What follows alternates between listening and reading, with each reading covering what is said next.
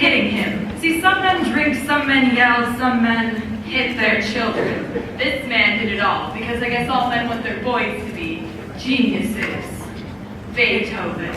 Little boy living in a house where a name meant nothing. Living in a house where mercy had to be earned. Through each perfect note tumbling through the roofs to tickle the toes of angels whose harps couldn't hold half the passion that was held in the hands of a young boy who was hard of hearing.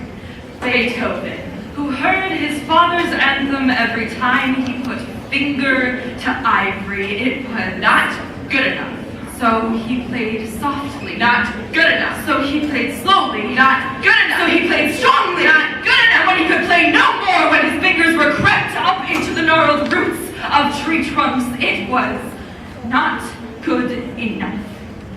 Beethoven, a musician without his most precious tool, his eardrums, couldn't pound out symphonies that were playing in his mind, couldn't hear the audience clapping, couldn't hear the people loving him, couldn't hear the women in the front row whispering, Beethoven.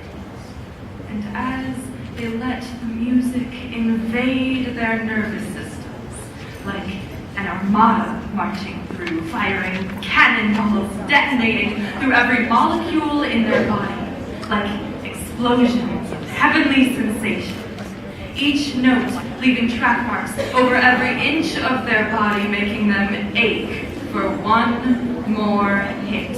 He was an addiction. And kings, queens, it didn't matter. The man got down on his knees for no one, but amputated the legs of his piano so he could feel the vibrations through the floor. The man got down on his knees for music. And when the orchestras played his symphonies, it was his father's anthem repeating itself like a broken record. It was not good enough. So they played softly, not good enough. So they played slowly, not good enough. So they played strongly, not good enough. So they tried to mock the man, to make fun of the madness by holding their bows a quarter of an inch above the string, not making a sound. It was perfect. You see that death had an intimacy with silence. It's there in their dreams.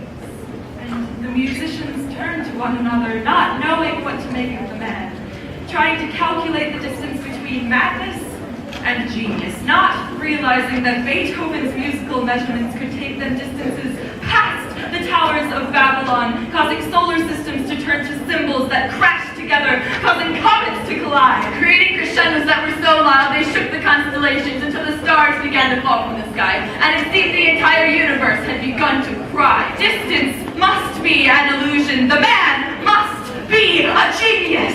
Beethoven, his thoughts moving at the speed of sound, transforming emotion into music. And for a moment, it was like joy, a tangible thing that you could touch. And for the first time, we could watch love and hate dance together in a waltz of such precision and beauty that we finally understood that history wasn't important. To know the man, all we ever had to do was listen.